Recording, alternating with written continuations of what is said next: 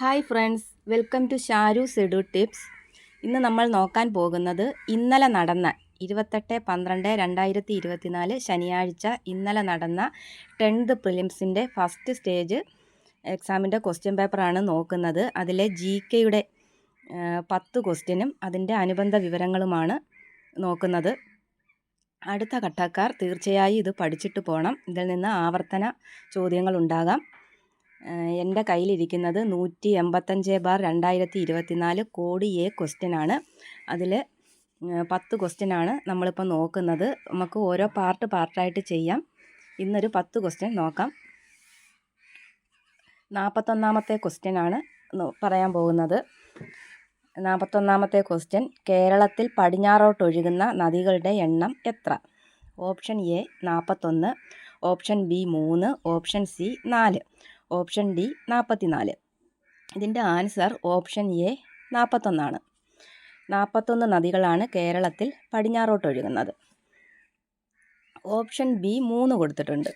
കേരളത്തിൽ കിഴക്കോട്ടൊഴുകുന്ന നദികളുടെ എണ്ണമാണ് 3 നദികളാണ് കിഴക്കോട്ടൊഴുകുന്നത്. കബനി, ഭവാനി, പാമ്പാർ, ഈ 3 നദികളാണ് കിഴക്കോട്ടൊഴുകുന്നത്. അതിൽ കേരളത്തിൽ കിഴക്കോട്ടൊഴുകുന്ന ഏറ്റവും വലിയ നദിയാണ് കബനി നദി. കബനി നദിയാണ് കേരളത്തിൽ കിഴക്കോട്ടൊഴുകുന്ന ഏറ്റവും വലിയ നദി. അതിൻ്റെ ആകെ നീളം 240 കിലോമീറ്ററാണ് കബനി നദിയുടെ ആകെ നീളം. കേരളത്തിലെ നീളമെന്ന് പറയുന്നത് 57 കിലോമീറ്ററാണ്. റാങ്ക് ഫയലിലൊക്കെ 56.6 കിലോമീറ്റർ കിടപ്പുണ്ട്. 57 റൗണ്ട് ചെയ്ത് 57 കിലോമീറ്റർ, ചിലപ്പോൾ ക്വസ്റ്റ്യൻ പേപ്പറിൽ 57 ആയിരിക്കും. 57 കിലോമീറ്ററാണ് കബനി നദിയുടെ നീളം. ഇതിൻ്റെ ഉത്ഭവം എന്ന് പറയുന്നത് തൊണ്ടാർമുടി, വയനാട്. തൊണ്ടാർമുടി വയനാട് ജില്ലയിലാണ് ഇതിൻ്റെ ഉത്ഭവം. ഇതിൻ്റെ പതന സ്ഥാനം കാവേരി നദിയിലാണ്. കബനി നദി പതിക്കുന്നത് കാവേരി നദിയിലാണ്. കബനി നദി ഒഴുകുന്ന ജില്ല ഇടുക്കിയിൽ കൂടാണ് കബനി നദി ഒഴുകുന്നത്.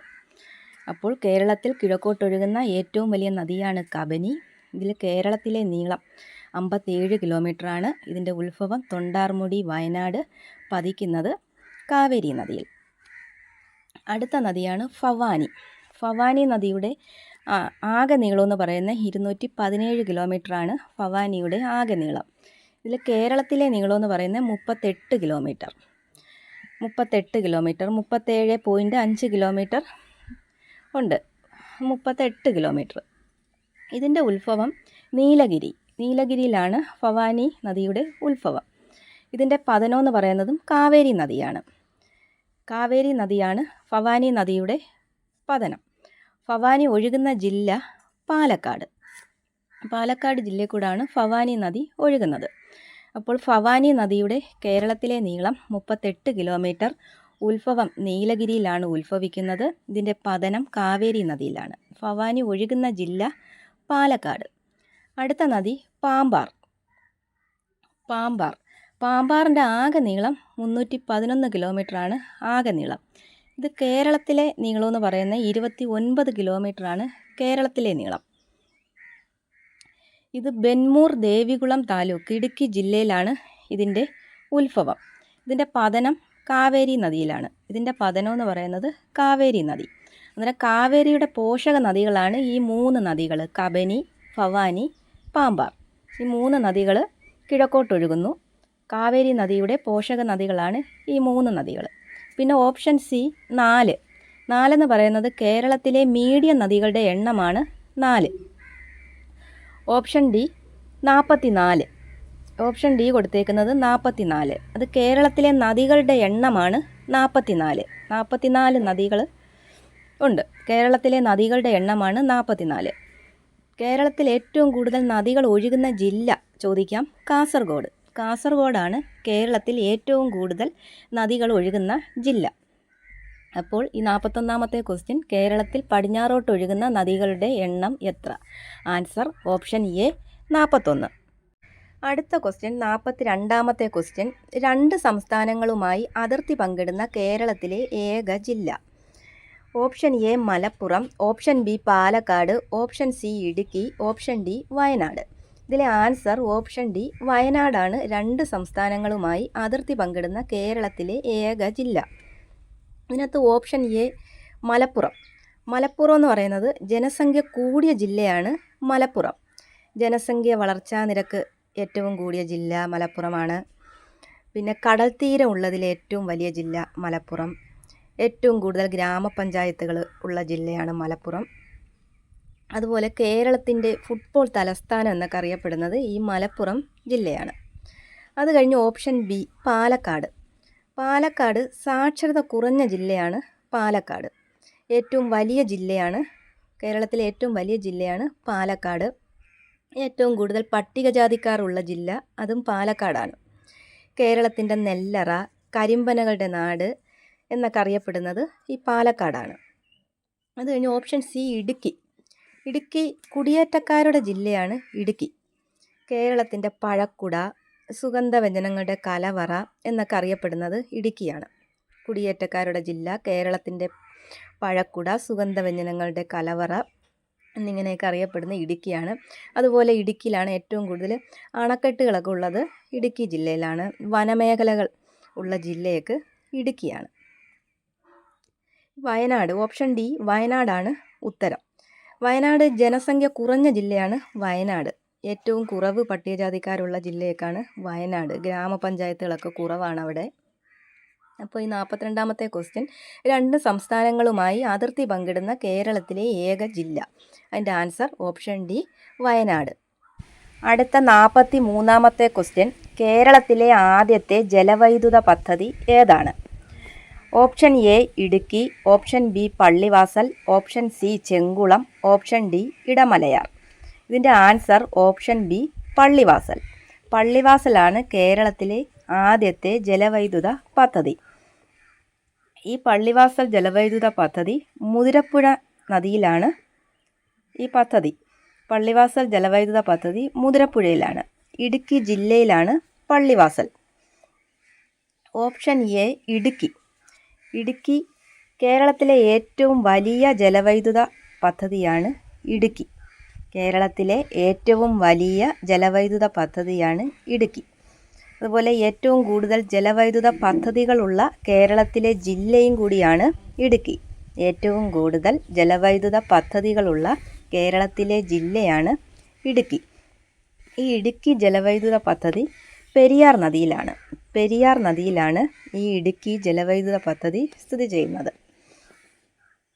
ഇത് ഇടുക്കി ജില്ലയിലാണ് ഈ ഇടുക്കി ജലവൈദ്യുത പദ്ധതി. 1975 ഒക്ടോബർ 4-നാണ് ഇത് നിലവിൽ വന്നത്. 1975 ഒക്ടോബർ 4-നാണ് നിലവിൽ വന്നത്. ഈ ഇടുക്കി ജലവൈദ്യുത പദ്ധതിയുടെ ഉൽപ്പാദന ശേഷി എന്ന് പറയുന്നത് 780 മെഗാവാട്ടാണ്. 780 മെഗാവാട്ടാണ് ഈ ഇടുക്കി ജലവൈദ്യുത പദ്ധതിയുടെ ഉൽപ്പാദനശേഷി. അടുത്ത ഓപ്ഷൻ സി എന്ന് പറയുന്നത് ചെങ്കുളമാണ്. ചെങ്കുളം എന്ന് പറയുന്നത് ഒരു ജലവൈദ്യുത പദ്ധതിയാണ്. ചെങ്കുളം ജലവൈദ്യുത പദ്ധതി കേരളത്തിലെ 2ാമത്തെ ജലവൈദ്യുത പദ്ധതിയാണ് ഈ ചെങ്കുളം. കേരളത്തിലെ 2ാമത്തെ ജലവൈദ്യുത പദ്ധതിയാണ് ചെങ്കുളം. 1954-ലാണ് നിലവിൽ വന്നത്. ഇതും മുതിരപ്പുഴ നദിയിലാണ്.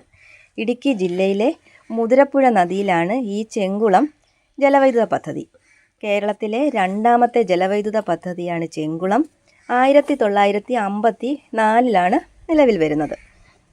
അടുത്തത് ഓപ്ഷൻ ഡി എന്ന് പറയുന്ന ഇടമലയാർ ജലവൈദ്യുത പദ്ധതി ഇടമലയാർ നദിയിലാണ്. ഇടുക്കി ജില്ലയിലെ ഇടമലയാർ നദിയിലാണ് ഈ ഇടമലയാർ ജലവൈദ്യുത പദ്ധതി സ്ഥിതി ചെയ്യുന്നത്.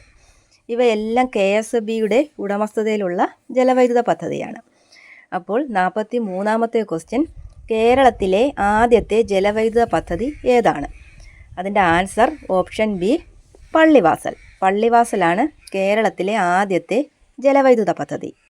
അടുത്ത ക്വസ്റ്റ്യൻ 44ാമത്തെ ക്വസ്റ്റ്യനാണ്.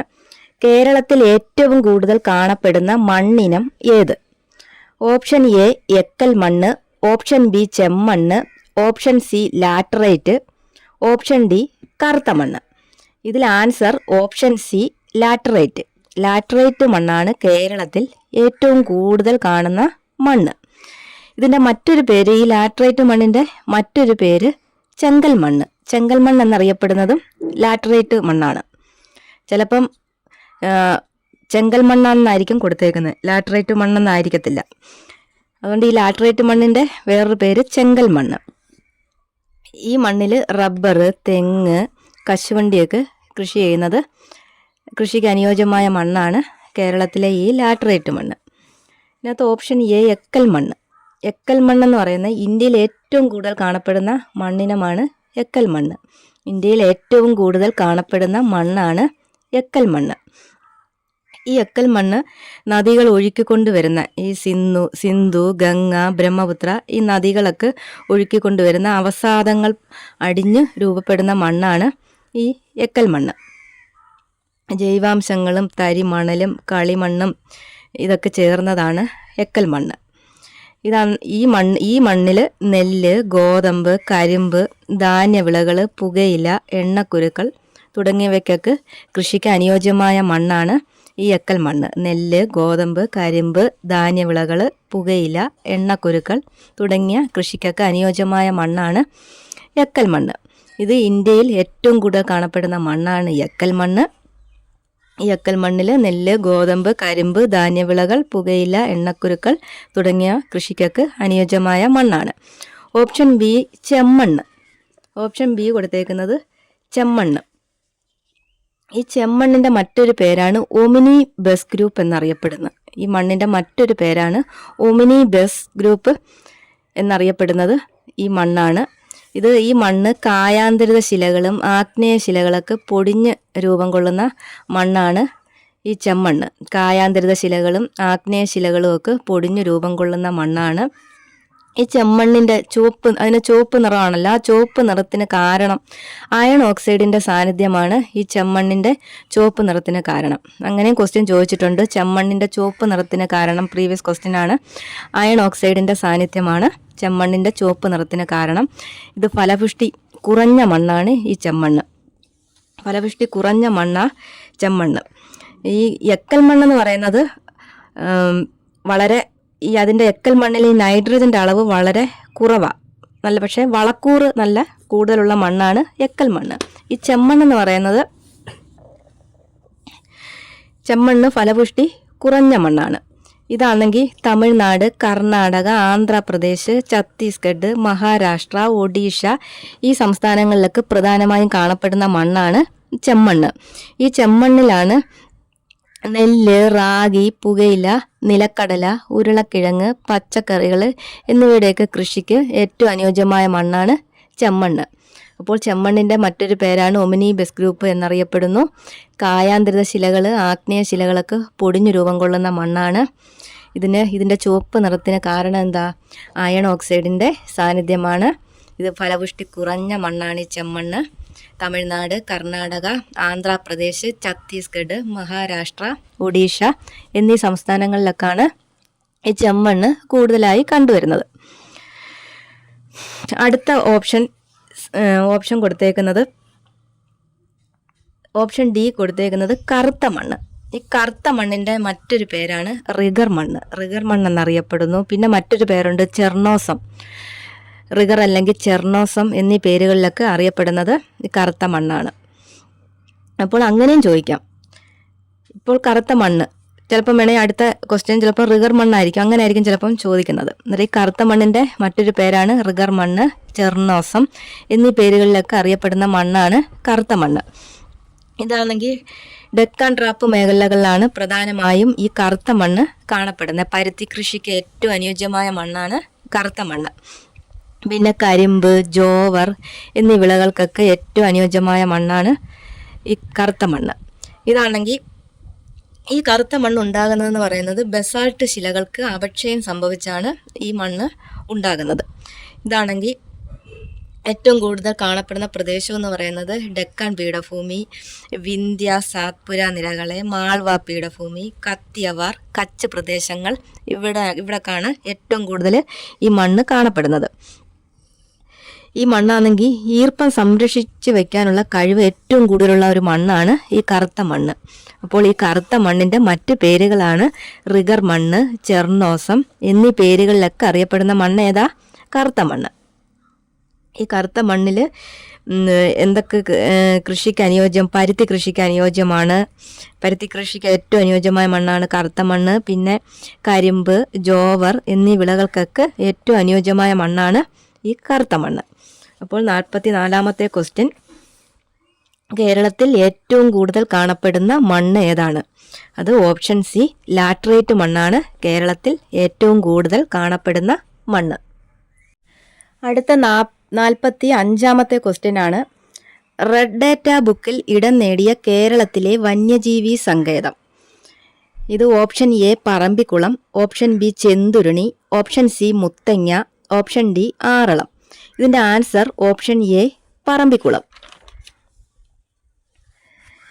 അതിനകത്ത് ഓപ്ഷൻ ബി ചെന്തുരുണി. ചെന്തുരുണി വന്യജീവി സങ്കേതം ഒരു വൃക്ഷത്തിൻ്റെ പേരിൽ അറിയപ്പെടുന്ന കേരളത്തിലെ ഏക വന്യജീവി സങ്കേതമാണ് ചെന്തുരുണി വന്യജീവി സങ്കേതം. ഇത് കൊല്ലം ജില്ലയിലാണ് സ്ഥിതി ചെയ്യുന്നത്. കൊല്ലം ജില്ലയിലെ ഒരു വൃക്ഷത്തിൻ്റെ പേരിൽ അറിയപ്പെടുന്ന കേരളത്തിലെ ഏക വന്യജീവി സങ്കേതമാണ് ചെന്തുരുണി വന്യജീവി സങ്കേതം. ഇത് നിലവിൽ വന്നത് 1984 ഈ ചെന്തുരുണി വന്യജീവി സങ്കേതം നിലവിൽ വരുന്നത്. ഇത് കുളത്തൂപ്പുഴ റിസർവ് വനത്തിൻ്റെ ഭാഗമാണ് ഈ ചെന്തുരുണി വന്യജീവി സങ്കേതം. കുളത്തൂപ്പുഴ റിസർവ് വനത്തിൻ്റെ ഭാഗമാണ്. ചെന്തുരുണി എന്ന് പറയുന്നത് ഒരു മരത്തിൻ്റെ പേരാണ്. ചെന്തുരുണി. ഈ ചെന്തുരുണി മരത്തിൻ്റെ ശാസ്ത്രീയ നാമം, ഇതിൻ്റെ നാമം ഗ്ലൂട്ട ട്രാവൻകൂറിക്ക. അത് പ്രീവിയസ് ക്വസ്റ്റ്യൻ ആണ്. ഗ്ലൂട്ട ട്രാവൻകൂറിക്ക എന്നാണ് ഈ ചെന്തുരുണി മരത്തിൻ്റെ ശാസ്ത്രീയ നാമം. അപ്പോൾ ചെന്തുരുണി ഒരു വൃക്ഷത്തിൻ്റെ പേരിൽ അറിയപ്പെടുന്ന കേരളത്തിലെ ഏക വന്യജീവി സങ്കേതമാണ്. ഇത് കൊല്ലം ജില്ലയിലാണ് സ്ഥിതി ചെയ്യുന്നത്. 1984 ഇത് നിലവിൽ വരുന്നത്. കുളത്തൂപ്പുഴ റിസർവ് വനത്തിൻ്റെ ഭാഗമാണ് ഈ വന്യജീവി സങ്കേതം. ഇതിൻ്റെ ശാസ്ത്രീയ നാമം ഗ്ലൂട്ട ട്രാവൻകൂറിക്ക. അടുത്ത ഓപ്ഷൻ സി മുത്തങ്ങയാണ് ഓപ്ഷൻ സി. മുത്തങ്ങ വയനാട് വന്യജീവി സങ്കേതത്തിൻ്റെ മറ്റൊരു പേരാണ് മുത്തങ്ങ. ഇത് മറ്റൊരു പേരും ഇതിന് അറിയപ്പെടുന്നുണ്ട്. ഇത് തോൽപ്പെട്ടി വന്യജീവി സങ്കേതം എന്നും അറിയപ്പെടുന്നുണ്ട്. അപ്പോൾ ഈ മുത്തങ്ങ വയനാട് വന്യജീവി സങ്കേതം, തോൽപ്പെട്ടി വന്യജീവി സങ്കേതം എന്നൊക്കെ അറിയപ്പെടുന്നു. കേരളത്തിലെ ഏറ്റവും വലിയ 2ാമത്തെ വന്യജീവി സങ്കേതമാണ് ഈ മുത്തങ്ങ വന്യജീവി സങ്കേതം. ഇവിടെ സംരക്ഷിക്കപ്പെടുന്ന മൃഗമെന്ന് പറയുന്നത് ആനയാണ് ഈ മുത്തങ്ങ വന്യജീവി സങ്കേതത്തിൽ സംരക്ഷിക്കപ്പെടുന്ന മൃഗം. ഇത് നിലവിൽ വന്നത് 1973 ഈ വന്യജീവി സങ്കേതം നിലവിൽ വരുന്നത്. ഇത് കർണാടക, തമിഴ്നാട് എന്നീ സംസ്ഥാനങ്ങളുമായി അതിർത്തി പങ്കിടുന്ന ഏക വന്യജീവി സങ്കേതമാണ് ഈ മുത്തങ്ങ വന്യജീവി സങ്കേതം. ഏതൊക്കെ സംസ്ഥാനങ്ങളുമായി? കർണാടക, തമിഴ്നാട് എന്നീ സംസ്ഥാനങ്ങളുമായി അതിർത്തി പങ്കിടുന്ന ഏക വന്യജീവി സങ്കേതമാണ് മുത്തങ്ങ. ഇത് നീലഗിരി ബയോസ്ഫിയർ റിസർവിൻ്റെ ഭാഗമായിരുന്നു. നീലഗിരി ബയോസ്ഫിയർ റിസർവിൻ്റെ ഭാഗമാണ് മുത്തങ്ങ വന്യജീവി സങ്കേതം. ഇത് സ്ഥിതി ചെയ്യുന്നത് വയനാട് ജില്ലയിലെ സുൽത്താൻ ബത്തേരിയിലാണ്. അപ്പോൾ മുത്തങ്ങ വന്യജീവി സങ്കേതം സ്ഥിതി ചെയ്യുന്നത് വയനാട് ജില്ലയിലെ സുൽത്താൻ ബത്തേരിയിലാണ്. അപ്പോൾ മുത്തങ്ങ വന്യജീവി സങ്കേതത്തിൻ്റെ മറ്റ് പേരുകളാണ് വയനാട് വന്യജീവി സങ്കേതം, തോൽപ്പെട്ടി വന്യജീവി സങ്കേതം. ഇത് കേരളത്തിലെ ഏറ്റവും വലിയ 2ാമത്തെ വന്യജീവി സങ്കേതമാണ്. ഇവിടെ സംരക്ഷിക്കപ്പെടുന്ന മൃഗം എന്ന് പറയുന്നത് ആനയാണ്. ഇത് നിലവിൽ വരുന്നത് 1973 കർണാടക, തമിഴ്നാട് എന്നീ സംസ്ഥാനങ്ങളുമായി അതിർത്തി പങ്കിടുന്ന ഏക വന്യജീവി സങ്കേതം മുത്തങ്ങ വന്യജീവി സങ്കേതമാണ്. നീലഗിരി ബയോസ്ഫിയർ റിസർവിൻ്റെ ഭാഗമാണ്. ഇത് സ്ഥിതി ചെയ്യുന്നത് വയനാട് ജില്ലയിലെ സുൽത്താൻ ബത്തേരിയിലാണ്. അടുത്ത ഓപ്ഷൻ ആറളം വന്യജീവി സങ്കേതത്തിൻ്റെ മറ്റൊരു പേരാണ് സൈലന്റ് വാലി ഓഫ് കണ്ണൂർ എന്നറിയപ്പെടുന്നത് ആറളം വന്യജീവി സങ്കേതമാണ്. ഇത് കേരളത്തിൻ്റെ വടക്കേ അറ്റത്ത് സ്ഥിതി ചെയ്യുന്ന ഒരു വന്യജീവി സങ്കേതമാണ്. കർണാടകയിലെ കൂർഗ് വനങ്ങളുമായി ചേർന്ന് കിടക്കുന്ന ഒരു വന്യജീവി സങ്കേതമാണ് ആറളം. ലോക പൈതൃക പട്ടികയിൽ ഉൾപ്പെട്ടിട്ടുള്ള വന്യജീവി സങ്കേതമാണ്. ആറളം വന്യജീവി സങ്കേതത്തിലൂടെ ഒഴുകുന്ന നദി ചീങ്കണ്ണിപ്പുഴ ചോദിച്ചിട്ടുള്ളതാണ്. ആറളം വന്യജീവി സങ്കേതത്തിലൂടെ ഒഴുകുന്ന നദിയാണ് ചീങ്കണ്ണിപ്പുഴ. ഇവിടെ ഇപ്പോൾ പുതുതായി കണ്ടെത്തിയ ചിത്രശലഭം, ഇതിൻ്റെ പേരാണ് സഹ്യാദ്രി തവിടൻ നാൽവായൻ നീലി. അപ്പോൾ ആറളം വന്യജീവി സങ്കേതത്തിൻ്റെ പേരാണ് സൈലൻറ്റ് വാലി ഓഫ് കണ്ണൂർ എന്നറിയപ്പെടുന്നു. കേരളത്തിൻ്റെ വടക്കേ അറ്റത്ത് സ്ഥിതി ചെയ്യുന്നു. കർണാടകയിലെ കൂർഗ് വനങ്ങളുമായി ചേർന്ന് കിടക്കുന്നു. ലോക പൈതൃക പട്ടികയിൽ ഉൾപ്പെട്ടിട്ടുള്ള വന്യജീവി സങ്കേതമാണ് ആറളം. ആറളം വന്യജീവി സങ്കേതത്തിലൂടെ ഒഴുകുന്ന നദിയാണ് ചീങ്കണ്ണിപ്പുഴ. ഇവിടെ പുതുതായി കണ്ടെത്തിയ ചിത്രശലഭമാണ് സഹ്യാദ്രി തവിടൻ നാൽവായൽ നീലി.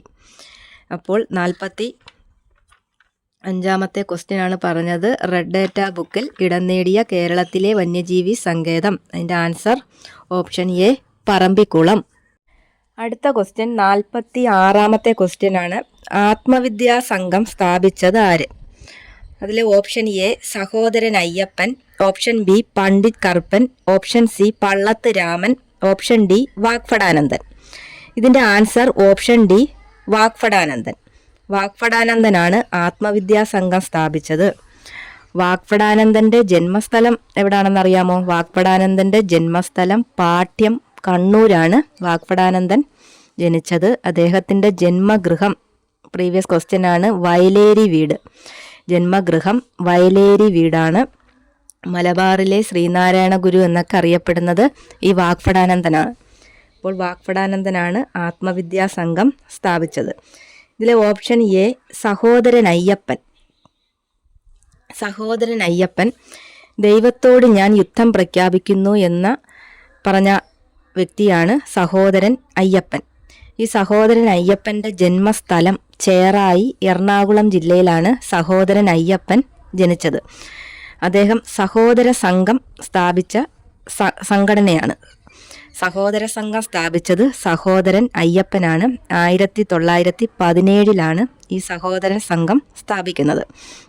അതുപോലെ മിശ്രഭോജനത്തിന് തുടക്കം കുറിച്ച നവോത്ഥാന നായകനാണ് സഹോദരൻ അയ്യപ്പൻ. 1917 ചേറായിലാണ് ഈ മിശ്രഭോജനത്തിന് തുടക്കം കുറിച്ചത്. ഇദ്ദേഹത്തിനെ പുലയൻ അയ്യപ്പൻ എന്നറിയപ്പെടുന്നു. ഈ സഹോദരൻ അയ്യപ്പൻ്റെ മറ്റൊരു പേരാണ് പുലയൻ അയ്യപ്പൻ. പുലയൻ അയ്യപ്പൻ എന്നറിയപ്പെടുന്നു. അതുപോലെ യുക്തിവാദി മാസിക ആരംഭിച്ച നവോത്ഥാന നായകനാണ് സഹോദരൻ അയ്യപ്പൻ. യുക്തിവാദി മാസിക. അതുപോലെ ഒരു പ്രീവിയസ് ക്വസ്റ്റ്യൻ ആണ്, ഇദ്ദേഹം ആരംഭിച്ച പത്രത്തിൻ്റെ പേര് വേലക്കാരൻ. വേലക്കാരൻ എന്ന പത്രം ആരംഭിച്ചു. അത് പ്രീവിയസ് ക്വസ്റ്റ്യൻ ആണ്. 1933 വേലക്കാരൻ എന്ന പത്രം ആരംഭിക്കുന്നത്. അതുപോലെ മാവേലി നാട് വാണിടും കാലം എന്ന കവിത രചിച്ചത് സഹോദരൻ അയ്യപ്പനാണ്. അപ്പോൾ സഹോദരൻ അയ്യപ്പൻ്റെ ജന്മസ്ഥലം ചേറായി എറണാകുളം. സഹോദര സംഘം എന്ന സംഘടന സ്ഥാപിച്ചു 1917. മിശ്രഭോജനം തുടക്കം കുറിച്ചത് സഹോദരൻ അയ്യപ്പനാണ് 1917 ചേറായിൽ. അതുപോലെ ഇദ്ദേഹത്തിനെ അറിയപ്പെടുന്ന പേരാണ് പുലയൻ അയ്യപ്പൻ. പുലയൻ അയ്യപ്പൻ എന്നറിയപ്പെടുന്നു. യുക്തിവാദി മാസിക ആരംഭിച്ചു. ഇദ്ദേഹത്തിൻ്റെ പത്രമാണ് വേലക്കാരൻ. 1933 പ്രസിദ്ധീകരിച്ച വേലക്കാരൻ എന്ന പത്രം. അടുത്ത ഓപ്ഷൻ ബി കൊടുത്തേക്കുന്നത് പണ്ഡിറ്റ് കറുപ്പൻ. പണ്ഡിറ്റ് കറുപ്പൻ കേരള ലിങ്കൺ എന്നറിയപ്പെടുന്ന വ്യക്തിയാണ് പണ്ഡിറ്റ് കറുപ്പൻ. ഇദ്ദേഹത്തിൻ്റെ യഥാർത്ഥ പേര് കണ്ടത്തുപറമ്പിൽ പപ്പു കറുപ്പൻ എന്നാണ്. പണ്ഡിറ്റ് KP കറുപ്പൻ്റെ യഥാർത്ഥ പേര് കണ്ടത്തുപറമ്പിൽ പപ്പു കറുപ്പൻ. ഇദ്ദേഹത്തിൻ്റെ ജന്മസ്ഥലം ചേരാനെല്ലൂർ എറണാകുളം ജില്ലയിലെ ചേരാനെല്ലൂർ എന്ന സ്ഥലത്താണ് ജന്മസ്ഥലം. ഇദ്ദേഹത്തിൻ്റെ ജന്മഗൃഹം പ്രീവിയസ് ക്വസ്റ്റ്യൻ ആണ്, സാഹിത്യ കുടീരം ചോദിച്ചിട്ടുള്ളതാണ്, പഠിക്കണം. സാഹിത്യ കുടീരമാണ് ജന്മഗൃഹം. വീട്ടുപേര് സാഹിത്യ കുടീരം. ഇദ്ദേഹം അരയ സമുദായത്തിൽ ജനിച്ച ഒരു നവോത്ഥാന നായകനാണ് പണ്ഡിറ്റ് കറുപ്പൻ. ഇദ്ദേഹം പ്ലൂറസി എന്ന ശ്വാസകോശ രോഗം ബാധിച്ച് മരിച്ച വ്യക്തിയാണ് പണ്ഡിറ്റ് കറുപ്പൻ. പ്ലൂറസി എന്ന ശ്വാസകോശ രോഗം ബാധിച്ച് മരിച്ച നവോത്ഥാന നായകനാര് എന്നൊക്കെ ചോദിക്കാം. പണ്ഡിറ്റ് KP കറുപ്പനാണ്. ഇദ്ദേഹം സ്ഥാപിച്ച ഒരു സംഘടനയാണ് കല്യാണദായിനി സഭ. ആദ്യമായി സ്ഥാപിച്ച വ്യക്തിയാണ്. കല്യാണദായിനി സഭ ആദ്യമായി സ്ഥാപിച്ചത് കൊടുങ്ങല്ലൂരിലാണ്. 1912 കൊടുങ്ങല്ലൂരിൽ സ്ഥാപിച്ചു. അതുപോലെ കൊച്ചി പുലയ മഹാസഭയ്ക്ക് രൂപം കൊടുത്ത് കൊച്ചി പുലയ മഹാസഭ സ്ഥാപിച്ചത് പണ്ഡിറ്റ് KP കറുപ്പനാണ് 1913. അതുപോലെ പുലയ മഹാസഭ സ്ഥാപിച്ചതാരാ? അയ്യങ്കാളിയാണ് പുലയ മഹാസഭ സ്ഥാപിച്ചത്. ഇത് കൊച്ചി പുലയ മഹാസഭ സ്ഥാപിച്ചത് പണ്ഡിറ്റ് KP കറുപ്പൻ. അതുപോലെ കായൽ സമ്മേളനത്തിന് നേതൃത്വം കൊടുത്ത വ്യക്തിയൊക്കെയാണ് പണ്ഡിറ്റ് KP കറുപ്പൻ. 1913 കായൽ സമ്മേളനം ചോദിച്ചിട്ടുണ്ട്. അതുപോലെ ഇദ്ദേഹത്തിന്റെ പ്രധാനപ്പെട്ട ഒരു കൃതി ജാതിക്കുമ്മി, അതും പ്രീവിയസ് ക്വസ്റ്റ്യനാ, ഇനിയും ചോദിക്കാം.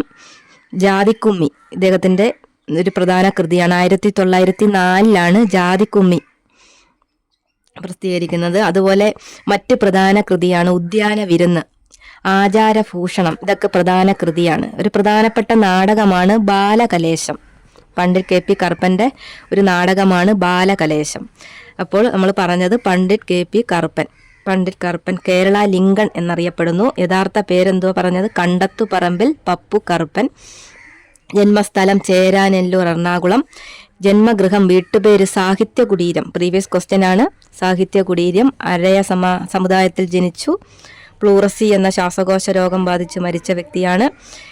ഇദ്ദേഹം സ്ഥാപിച്ചതാണ് കല്യാണദായിനി സഭ 1912 കൊടുങ്ങല്ലൂരിൽ. അതുപോലെ കൊച്ചി പുലയ മഹാസഭ സ്ഥാപിച്ച 1913. കായൽ സമ്മേളനം 1913 നേതൃത്വം നൽകി. അതുപോലെ പ്രധാനപ്പെട്ട കൃതിയാണ് ജാതിക്കുമ്മി. പ്രധാന കൃതികൾ ഉദ്യാന വിരുന്ന്, ആചാരഭൂഷണം. പ്രധാനപ്പെട്ട നാടകമാണ് ബാലകലേശം. അതുപോലെ ഓപ്ഷൻ സി പള്ളത്ത് രാമൻ ആരാ? കേരളത്തിലെ ഒരു ഒരു മഹാകവിയാണ് പള്ളത്ത് രാമൻ. അദ്ദേഹം എഴുത്തുകാരൻ, സാമൂഹ്യ പരിഷ്കർത്താവ് എന്നീ നിലകളിലൊക്കെ പ്രസിദ്ധി നേടിയ ഒരു കവിയാണ് പള്ളത്ത് രാമൻ. 46ാമത്തെ ക്വസ്റ്റ്യൻ, ആത്മവിദ്യാ സംഘം സ്ഥാപിച്ചതാര്? അതിന്റെ ആൻസർ ഓപ്ഷൻ ഡി, വാഗ്ഭടാനന്ദൻ. അടുത്ത 47ാമത്തെ ക്വസ്റ്റ്യൻ, കേരളത്തിൽ ആകെയുള്ള ലോക്സഭാ സീറ്റുകൾ എത്ര? Option A 20, option B 21, option C 19, option D 22. ഇതിന്റെ ആൻസർ ഓപ്ഷൻ എ 20. കേരളത്തിൽ ആകെയുള്ള ലോക്സഭാ സീറ്റുകൾ 20 എണ്ണമാണ്. കേരളത്തിലെ ജില്ലകൾ, നമുക്ക് ഇനി കേരളത്തിലെ ജില്ലകൾ നോക്കാം. കേരളത്തിൽ ആകെ 14 ജില്ലകളാണ് കേരളത്തിൽ ആകെയുള്ളത്. 14 ജില്ലകൾ. ജില്ലാ പഞ്ചായത്തുകളും 14. അന്നേരം ജില്ലകൾ 14 ആണെങ്കിൽ ജില്ലാ പഞ്ചായത്തുകൾ എത്ര ആയിരിക്കും? 14. ബ്ലോക്ക് പഞ്ചായത്തുകൾ 152 ബ്ലോക്ക് പഞ്ചായത്തുകളുണ്ട്. ഗ്രാമപഞ്ചായത്തുകൾ 941 ഗ്രാമപഞ്ചായത്തുകൾ. മുനിസിപ്പാലിറ്റികൾ 87 മുനിസിപ്പാലിറ്റികളുണ്ട്. താലൂക്കുകൾ 78 താലൂക്കുകൾ. റവന്യൂ ഡിവിഷനുകൾ 27 റവന്യൂ ഡിവിഷനുകൾ. കോർപ്പറേഷനുകൾ 6 കോർപ്പറേഷനാണ് ഉള്ളത്. പട്ടികജാതി സംവരണ മണ്ഡലങ്ങൾ 14 എണ്ണം ഉണ്ട്. പട്ടികവർഗ സംവരണ മണ്ഡലങ്ങൾ 2. നിയമസഭാ മണ്ഡലങ്ങൾ 140. ലോക്സഭാ മണ്ഡലങ്ങൾ എത്രയാണ്? 20 ലോക്സഭാ മണ്ഡലങ്ങൾ. ലോക്സഭാ സംവരണ മണ്ഡലങ്ങൾ 2. ആലത്തൂരും മാവേലിക്കര. രാജ്യസഭാ മണ്ഡലങ്ങൾ എത്ര? 9. വേണമെങ്കിൽ ഇനി അടുത്തത് രാജ്യസഭാ മണ്ഡലം ചോദിക്കാം. അപ്പോൾ ലോക്സഭ ചോദിച്ചുകൊണ്ട് ഇനി വേണമെങ്കിൽ രാജ്യസഭ ചോദിക്കാം. രാജ്യസഭാ മണ്ഡലം 9. കടൽ തീരമുള്ള ജില്ലകളുടെ എണ്ണം 9. കടൽ തീരമില്ലാത്ത ജില്ലകൾ എത്ര? 5 എണ്ണമാണ് കടൽ തീരമില്ലാത്തത്. അപ്പോൾ 14 ജില്ലകൾ. ജില്ലാ പഞ്ചായത്തുകൾ 14 ഉണ്ട്. ബ്ലോക്ക് പഞ്ചായത്തുകൾ 152. ഗ്രാമപഞ്ചായത്തുകൾ 941. മുനിസിപ്പാലിറ്റികൾ 87. താലൂക്കുകൾ 78. റവന്യൂ ഡിവിഷനുകൾ 27. കോർപ്പറേഷൻ 6. പട്ടികജാതി സംവരണ മണ്ഡലങ്ങൾ 14. പട്ടികവർഗ സംവരണ മണ്ഡലങ്ങൾ 2. നിയമസഭാ മണ്ഡലങ്ങൾ 140. ലോക്സഭാ സംവരണ മണ്ഡലങ്ങൾ 2. രാജ്യസഭാ മണ്ഡലങ്ങൾ 9. കടൽ തീരമുള്ള ജില്ലകളുടെ എണ്ണം 9. കടൽ തീരമില്ലാത്ത ജില്ലകളുടെ എണ്ണം 5. അപ്പോൾ 47ാമത്തെ ക്വസ്റ്റ്യൻ ആണ്, കേരളത്തിൽ ആകെയുള്ള ലോക്സഭാ സീറ്റുകൾ എത്ര? അതിൻ്റെ ആൻസർ ഓപ്ഷൻ എ 20. അടുത്ത 48ാമത്തെ ക്വസ്റ്റ്യൻ ആണ്, കേരള സംസ്ഥാന ജലവിഭവ വകുപ്പ് മന്ത്രി. Option A K Krishnankutty, option B Roshi Augustine, option C J Chinchurani, option D P Prasad. ഇതിൻ്റെ answer option B Roshi Augustine. Option B Roshi Augustine ആണ് കേരള സംസ്ഥാനത്തിലെ ജലവിഭവ വകുപ്പ് മന്ത്രി. ഇതിനകത്ത് ഓപ്ഷൻ എ കെ കൃഷ്ണൻകുട്ടി നമുക്ക് നോക്കാം. കെ കൃഷ്ണൻകുട്ടി ആരാണ്? കേരളത്തിലെ വൈദ്യുതി വകുപ്പ് മന്ത്രിയാണ് കെ കൃഷ്ണൻകുട്ടി. ഇദ്ദേഹം മത്സരിച്ച് ജയിച്ചത് ചിറ്റൂരിൽ നിന്നാണ് മത്സരിച്ച് ജയിച്ചത്. കെ കൃഷ്ണൻകുട്ടി വൈദ്യുതി വകുപ്പ് മന്ത്രിയാണ്, ചിറ്റൂരിൽ നിന്നാണ് മത്സരിച്ച് ജയിച്ചത്. അടുത്തത് ജെ ചിഞ്ചുറാണി. ചിഞ്ചുറാണി കൊല്ലം ജില്ലയിലെ ചടയമംഗലത്ത് നിന്നാണ് മത്സരിച്ച് ജയിച്ച മന്ത്രിയാണ് ജെ ചിഞ്ചുറാണി. വകുപ്പുകൾ മൃഗസംരക്ഷണം, ക്ഷീരവികസനമാണ് ജെ ചിഞ്ചുറാണിയുടെ വകുപ്പുകൾ. അടുത്ത ഓപ്ഷൻ പി പ്രസാദ് ആണ്. പ്രസാദ് കൃഷിവകുപ്പ് മന്ത്രിയാണ്. കേരളത്തിലെ കൃഷിവകുപ്പ് മന്ത്രിയാണ് പി പ്രസാദ്. ഇദ്ദേഹം ആലപ്പുഴ ജില്ലയിലെ ചേർത്തലയാണ് നിയോജക മണ്ഡലത്തിൽ നിന്നാണ് മത്സരിച്ച് ജയിച്ചത്. പി പ്രസാദ് കൃഷിവകുപ്പ് മന്ത്രിയാണ് പി പ്രസാദ്. അപ്പോൾ 48ാമത്തെ ക്വസ്റ്റ്യൻ, കേരള സംസ്ഥാന ജലവിഭവ വകുപ്പ് മന്ത്രി. ഇതിലെ answer option B Roshi Augustine. Roshi Augustine ആണ് കേരള സംസ്ഥാന ജലവിഭവ വകുപ്പ് മന്ത്രി. അടുത്ത 49ാമത്തെ ക്വസ്റ്റ്യൻ, 1956 കേരളം രൂപീകരിക്കുമ്പോൾ എത്ര ജില്ലകൾ ഉണ്ടായിരുന്നു? Option A 5, option B 4, option C 14, option D 7. ഇതിൻ്റെ ആൻസർ ഓപ്ഷൻ എ 5. 1956 കേരളം രൂപീകരിക്കുമ്പോൾ എത്ര ജില്ലകൾ ഉണ്ടായിരുന്നു? 5 ജില്ലകളാണ് ഉണ്ടായിരുന്നത്. കേരള സംസ്ഥാനം നിലവിൽ വന്നത് എന്നാണ്? 1956 നവംബർ 1 കേരള സംസ്ഥാനം നിലവിൽ വന്നത്. കേരള സംസ്ഥാനം നിലവിൽ വരുമ്പോൾ 5 ജില്ലകളായിരുന്നു ഉണ്ടായിരുന്നത്. 1956 നവംബർ 1 കേരളത്തിന്റെ ഭാഗമായിരുന്ന ജില്ലകൾ ഏതൊക്കെയാണ്? തിരുവനന്തപുരം, കൊല്ലം, കോട്ടയം, തൃശൂർ, മലബാർ. തിരുവനന്തപുരം, കൊല്ലം, കോട്ടയം, തൃശൂർ, മലബാർ. ഇത്രയും ജില്ലകളാണ് 1956 നവംബർ 1 കേരളത്തിന്റെ ഭാഗമായ ജില്ലകൾ. കേരളത്തിന്റെ വിസ്തീർണം നോക്കാം. കേരളത്തിൻ്റെ വിസ്തീർണം 38,863 ചതുരശ്ര കിലോമീറ്ററാണ് കേരളത്തിൻ്റെ വിസ്തീർണം. ഇത് ചതുരശ്ര മൈൽ 15,005 ചതുരശ്ര മൈലാണ്. ചിലപ്പോൾ അങ്ങനെയും ചോദിക്കാം. 15,005 ചതുരശ്ര മൈലാണ് കേരളത്തിൻ്റെ വിസ്തീർണം. 38,863 ചതുരശ്ര കിലോമീറ്ററാണ്. ഇത് ചതുരശ്ര മൈൽ എത്രയാണെന്ന് ചോദിച്ചാൽ 15,005. കേരളത്തിൻ്റെ ജനസാന്ദ്രത, ഇതെല്ലാം പ്രീവിയസ് ക്വസ്റ്റ്യൻ ആണ്. 859 ചതുരശ്ര കിലോമീറ്ററാണ് കേരളത്തിൻ്റെ ജനസാന്ദ്രത. ഇന്ത്യൻ യൂണിയൻ്റെ ആകെ വിസ്തീർണത്തിൻ്റെ എത്ര ശതമാനമാണ് കേരളം എന്ന് ചോദിച്ചിട്ടുണ്ട്. 1.18%. 1.18% ഇന്ത്യൻ യൂണിയൻ്റെ കേരളത്തിലെ ശതമാനം. ഇന്ത്യൻ യൂണിയൻ്റെ ആകെ വിസ്തീർണത്തിൻ്റെ 1.18% കേരളം. അതുപോലെ വിസ്തീർണത്തിൽ സംസ്ഥാനങ്ങൾക്കിടയിൽ കേരളത്തിൻ്റെ സ്ഥാനം 21. അതുപോലെ ഇന്ത്യൻ സംസ്ഥാനങ്ങൾക്കിടയിൽ ജനസംഖ്യയിൽ കേരളത്തിൻ്റെ സ്ഥാനം 13. അപ്പോൾ കേരള സംസ്ഥാനം നിലവിൽ വന്നത് 1956 നവംബർ 1. കേരളത്തിൻ്റെ വിസ്തീർണം 38,863 ചതുരശ്ര കിലോമീറ്റർ, 15,005 ചതുരശ്ര മൈൽ. കേരളത്തിൻ്റെ ജനസാന്ദ്രത 859 ചതുരശ്ര മൈൽ. ഇന്ത്യൻ യൂണിയൻ്റെ ആകെ വിസ്തീർണത്തിൻ്റെ 1.18% കേരളം. വിസ്തീർണത്തിൽ സംസ്ഥാനങ്ങൾക്കിടയിൽ കേരളത്തിൻ്റെ സ്ഥാനം 21. അപ്പോൾ 49ാമത്തെ ക്വസ്റ്റ്യൻ, 1956 കേരളം രൂപീകരിക്കുമ്പോൾ എത്ര ജില്ലകൾ ഉണ്ടായിരുന്നു? അതിൻ്റെ ആൻസർ ഓപ്ഷൻ എ 5. അടുത്ത 50ാമത്തെ ക്വസ്റ്റ്യൻ ആണ്. കേരള നവോത്ഥാനത്തിൻ്റെ വഴിത്തിരിവായ അരുവിപ്പുറം പ്രതിഷ്ഠ നടത്തിയ സാമൂഹിക പരിഷ്കർത്താവ് ആര്? Option A Kumaragurudevan, option B Ayyankali, option C Chattambi Swamikal, option D Sreenarayana Guru. ഇതിൻ്റെ answer option D Sreenarayana Guru. Sreenarayana ഗുരുവാണ് അരുവിപ്പുറം പ്രതിഷ്ഠ നടത്തിയ നവോത്ഥാന നായകൻ. നമ്മൾ ശ്രീനാരായണ ഗുരുവിനെയും അയ്യങ്കാളി, ചട്ടമ്പി സ്വാമികളെയൊക്കെ കുറിച്ച് വീഡിയോ നമ്മുടെ ചാനലിൽ ചെയ്തിട്ടുണ്ട്. പിന്നെ നമ്മളൊരു പുതിയ PSC ചാനലാണ്, അതുകൊണ്ട് ഒരുപാട് ഒന്നും ചെയ്യാൻ പറ്റിയില്ല. സിലബസ് ഒന്നും കംപ്ലീറ്റ് ചെയ്യാനൊന്നും പറ്റിയില്ല. ഇപ്പോൾ 2-3 ആഴ്ച ആയതേ ഉള്ളൂ നമ്മൾ തുടങ്ങിയിട്ട്. ഇനി ഉള്ള ബാക്കി ഘട്ട പരീക്ഷകൾക്കും 10th പ്രിലിംസ് 10th മെയിൻസിനൊക്കെ വേണ്ടി നമ്മൾ ക്ലാസ് സ്റ്റാർട്ട് ചെയ്യും. എല്ലാവരും കാണുക. എല്ലാവരുടെ ഒപ്പം ഞാനുണ്ടാകും. എന്നോടൊപ്പം നിങ്ങളും ഉണ്ടെങ്കിൽ ഞാനും ഉണ്ടാകും. നമ്മളൊരു ജോലി കിട്ടുന്നിടം വരെ പരിശ്രമിക്കണം. ഞാനും ഒപ്പം ഉണ്ടാകും. പരീക്ഷ കഴിഞ്ഞു എന്ന് വെച്ച് പുസ്തകം ആരും അടച്ചു വെക്കരുത്. അടുത്ത മെയിൻസിന് വേണ്ടി പഠിക്കുക. അടുത്ത ഘട്ടക്കാർ ഇതിനെ വിശദീകരിച്ച് പഠിച്ച് നല്ലതുപോലെ പഠിച്ച് പരീക്ഷ എഴുതുക. കഴിഞ്ഞത് കഴിഞ്ഞു. ഇനി അതിനെക്കുറിച്ച് ചിന്തിക്കണ്ട. ഇനി മെയിൻസിന് വേണ്ടി പരീക്ഷ കഴിഞ്ഞവർ മെയിൻസിന് വേണ്ടി നല്ലതുപോലെ പഠിക്കുക. നമ്മൾ ക്ലാസ്സുകളൊക്കെ സ്റ്റാർട്ട് ചെയ്യും.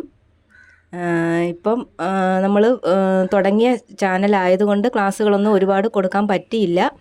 അതുകൊണ്ട് ഇനിയുള്ളത് അങ്ങോട്ട് ക്ലാസ്സുകളൊക്കെ സ്റ്റാർട്ട് ചെയ്യും. എല്ലാവരും കാണാൻ ശ്രമിക്കുക. എന്നെ സപ്പോർട്ട് ചെയ്യുക. പുതിയ ഒരു ചാനലാണ്. എല്ലാവരും സപ്പോർട്ട് ചെയ്യുക. 50ാമത്തെ ക്വസ്റ്റ്യൻ. കേരള നവോത്ഥാനത്തിൻ്റെ വഴിത്തിരിവായ അരുവിപ്പുറം പ്രതിഷ്ഠ നടത്തിയ സാമൂഹിക പരിഷ്കർത്താവ്. ആൻസർ ഓപ്ഷൻ ഡി ശ്രീനാരായണ ഗുരുവാണ്. ഇതിനകത്തെ ഓപ്ഷൻ എ കുമാരഗുരുദേവൻ. കുമാരഗുരുദേവൻ പൊയ്കയിൽ യോഹന്നാൻ എന്നറിയപ്പെടുന്ന നവോത്ഥാന നായകനാണ് കുമാരഗുരുദേവൻ. കേരള നെപ്പോളിയൻ എന്നൊക്കെ അറിയപ്പെടുന്നു. ഇദ്ദേഹത്തിനെ പുലയൻ മത്തായി എന്നീ പേരുകളിൽ അറിയപ്പെടുന്ന നവോത്ഥാന നായകനാണ് കുമാരഗുരുദേവൻ. അതുപോലെ ദ്രാവിഡ ദളിതൻ എന്ന ആശയം മുന്നോട്ട് വെച്ച നവോത്ഥാന നായകനാണ് കുമാരഗുരുദേവൻ. ഇദ്ദേഹത്തിൻ്റെ പ്രധാനപ്പെട്ട കുറച്ച് ലഹളകളുണ്ട്. അടിലഹള, വാകത്താനം ലഹള, കൊഴുക്കുംചിറ ലഹള, മുണ്ടക്കയൻ ലഹള, വെള്ളനടി സമരം. ഇതൊക്കെ പ്രധാനപ്പെട്ട, ഇതൊക്കെ പ്രീവിയസ് ക്വസ്റ്റ്യൻസ് ആണ്.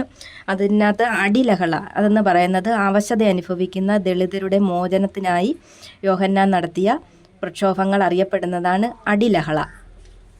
അതുപോലെ പ്രത്യക്ഷ രക്ഷാ ദൈവസഭ PRDS, അദ്ദേഹം അവശത അനുഭവിക്കുന്ന ദളിതരുടെ മോചനത്തിനായി സ്ഥാപിച്ച ഒരു സംഘടനയാണ് പ്രത്യക്ഷ രക്ഷാ ദൈവസഭ സ്ഥാപിച്ചത്. അത് പ്രീവിയസ് ക്വസ്റ്റ്യൻ ആണ്. ഇനിയും ചോദിക്കാം. പ്രത്യക്ഷ രക്ഷാ ദൈവസഭ സ്ഥാപിതമായ വർഷം അതും പ്രീവിയസ് ക്വസ്റ്റ്യനാണ്. 1909 സ്ഥാപിച്ചത്. പ്രത്യക്ഷ രക്ഷാ ദൈവസഭയുടെ ആസ്ഥാനം എന്ന് പറയുന്നത് ഇരവിപേരൂർ പത്തനംതിട്ടയിലാണ് പ്രത്യക്ഷ രക്ഷാ ദൈവസഭയുടെ ആസ്ഥാനം. ഈ PRDSൻ്റെ രക്ഷാധികാരിയാണ് കുമാരഗുരുദേവൻ. ഇതിൻ്റെ മുഖപത്രം എന്ന് പറയുന്നത് പ്രീവിയസ് ക്വസ്റ്റ്യനാണ്. ആദിയാർ ദീപമാണ് മുഖപത്രം. ഇദ്ദേഹം ഈ അറിയപ്പെടുന്ന മറ്റ് പേരുകൾ പൊയ്കയിൽ അപ്പച്ചൻ, കുമാരഗുരുദേവൻ എന്നൊക്കെ അറിയപ്പെടുന്നു. ഇദ്ദേഹത്തിൻ്റെ ജന്മസ്ഥലം എന്ന് പറയുന്നത് ഇരവിപേരൂർ, തിരുവല്ല, പത്തനംതിട്ട ജില്ലയിലാണ്. പൊയ്കയിൽ യോഹന്നാൻ അല്ലെങ്കിൽ കുമാരഗുരുദേവൻ അല്ലെങ്കിൽ പുലയൻ മത്തായി എന്നീ പേരുകളിലൊക്കെ അറിയപ്പെടുന്ന, കേരള നെപ്പോളിയൻ എന്നൊക്കെ അറിയപ്പെടുന്ന ഈ പൊയ്കയിൽ യോഹന്നാൻ കുമാരഗുരുദേവൻ്റെ ജന്മസ്ഥലം ഇരവിപേരൂർ, തിരുവല്ല, പത്തനംതിട്ട. അതുപോലെ ഓപ്ഷൻ ബി അയ്യങ്കാളി അധസ്ഥിതരുടെ പടത്തലവൻ. ഇദ്ദേഹത്തിൻ്റെ വിശേഷണങ്ങൾ ഒരുപാട് പ്രീവിയസ് ക്വസ്റ്റ്യൻസ് ആണ്. ഒത്തിരി 10 വിശേഷണങ്ങളോളം ഉണ്ട്. അത് നമ്മുടെ ചാനലിൽ ക്ലാസ്സായിട്ട് വീഡിയോ ക്ലാസ്സായിട്ട് എടുത്തിട്ടുണ്ട്. അതെല്ലാവരും കാണാൻ ശ്രമിക്കുക. കാണാത്തവർ കാണുക. അധസ്ഥിതരുടെ പടത്തലവൻ, ആളിക്കത്തിയ തീപ്പൊരി, കേരള സ്പാർട്ടക്കസ്, ഇങ്ങനെയൊക്കെ അറിയപ്പെടുന്നത് അയ്യങ്കാളിയാണ്.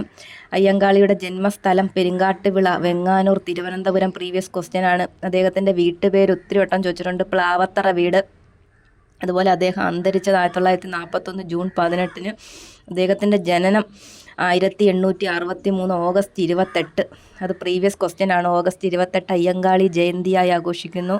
പ്രീവിയസ് ക്വസ്റ്റ്യനാണ്. അതേപോലെ അദ്ദേഹത്തിൻ്റെ വർഷങ്ങൾ, ഒത്തിരി പ്രധാനപ്പെട്ട വർഷങ്ങൾ: 1915 പുലയ ലഹള, ഊരുട്ടമ്പലം ലഹള, 90-ാം ആണ്ട് ലഹളയൊക്കെ നടത്തിയ നവോത്ഥാന നായകനാണ് അയ്യങ്കാളി. അതേപോലെ പ്രസിദ്ധമായ വില്ലുവണ്ടി സമരം 1893 വില്ലുവണ്ടി സമരം പ്രസിദ്ധമാണ്. പ്രീവിയസ് ക്വസ്റ്റ്യനാണ്. അതുപോലെ കല്ലുമാല സമരം, കൊല്ലം ജില്ലയിൽ പെരിനാട് കല്ലുമാല സമരം നടത്തിയ നവോത്ഥാന നായക 1915. അത് പ്രീവിയസ് ക്വസ്റ്റ്യനാണ്. അതുപോലെ നെടുമങ്ങാട് ചന്തലഹള 1912 പ്രീവിയസ് ക്വസ്റ്റ്യനാണ്. അയ്യങ്കാളിയെക്കുറിച്ച് ഒത്തിരി പ്രീവിയസ് ക്വസ്റ്റ്യൻ, ഇതെല്ലാം പരീക്ഷയ്ക്ക് ചോദിച്ചിട്ടുള്ള പ്രീവിയസ് ക്വസ്റ്റ്യനാണ്. അത് നമ്മുടെ വീഡിയോ കാണാൻ ശ്രമിക്കുക. എല്ലാവരും അത് കാണുക. അതിനകത്ത് വിശദീകരിച്ച് പ്രീവിയസ് ക്വസ്റ്റ്യൻ സഹിതം വിശദീകരിച്ച് ക്ലാസ്സാണ് കൊടുത്തേക്കുന്നത്. അതുപോലെ അടുത്ത നവോത്ഥാന നായകൻ ഓപ്ഷൻ സി ചട്ടമ്പി സ്വാമികളെ കൊടുത്തിട്ടുണ്ട്. ചട്ടമ്പി സ്വാമികളുടെയും ക്ലാസ് നമ്മൾ ചെയ്തിട്ടുണ്ട്, അതും കാണുക. വിശദീകരിച്ച് അതിൽ പ്രീവിയസ് ക്വസ്റ്റ്യൻ ഉൾപ്പെടെ പറയുന്നുണ്ട്. ചട്ടമ്പി സ്വാമികളുടെ വിശേഷണങ്ങൾ സർവ്വവിദ്യാധിരാജ ഷൺമുഖദാസൻ, തൈക്കാട് അയ്യയാണ് ഷൺമുഖദാസൻ എന്ന് വിശേഷിപ്പിച്ചത്. വിദ്യാധിരാജ എട്ടരയോഗം വിശേഷിപ്പിച്ചു. അതുപോലെ സദ്ഗുരു, ബാലഭട്ടാരകൻ എന്നൊക്കെ അറിയപ്പെടുന്നു. ചട്ടമ്പി സ്വാമികളുടെ ജനനം 1853 ഓഗസ്റ്റ് 25 പ്രീവിയസ് ക്വസ്റ്റ്യനാണ്. ഓഗസ്റ്റ് 25 ജീവകാരുണ്യ ദിനമായി ആഘോഷിക്കുന്നു. അതുപോലെ അദ്ദേഹത്തിൻ്റെ വീട്ടുപേര് പ്രീവിയസ് ക്വസ്റ്റ്യനാണ്, ഉള്ളൂർക്കോട് വീട്. അതേപോലെ അദ്ദേഹത്തിൻ്റെ യഥാർത്ഥ നാമം അയ്യപ്പൻ, അതും പ്രീവിയസ് ക്വസ്റ്റ്യനാണ്. അതുപോലെ ബാല്യകാല നാമം കുഞ്ഞമ്പിള്ള, പ്രീവിയസ് ക്വസ്റ്റ്യനാണ്. അതുപോലെ ചട്ടമ്പി സ്വാമിയുടെ ഒരുപാട് പ്രീവിയസ് ക്വസ്റ്റ്യൻ ഉൾപ്പെടുന്ന ഒരു വീഡിയോ ക്ലാസ്സാണ് നമ്മൾ നമ്മുടെ ചാനലിൽ ചെയ്തിട്ടുണ്ട്, അതെല്ലാവരും കാണുക.